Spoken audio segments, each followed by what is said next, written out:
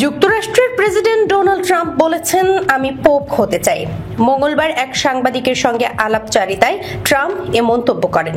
যদিও এটিকে পুরোপুরি মজার ছলেই উপস্থাপন করেন তিনি, তবে এই মন্তব্য ঘিরে শুরু হয়েছে হালকা গম্ভীর আলোচনা।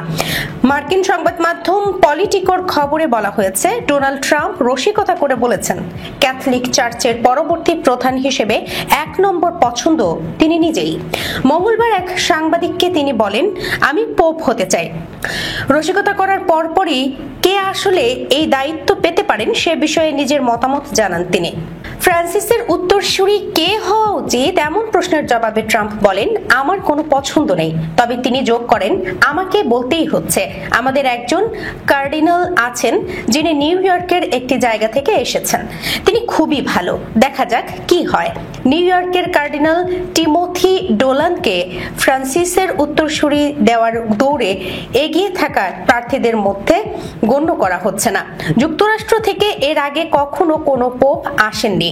আলোচিত রিপাবলিকান সিনেটর লিন্ডসে গ্রাহাম ট্রাম্পের পোপ হওয়ার এই অসম্ভব ইচ্ছাকে সমর্থন জানিয়েছেন।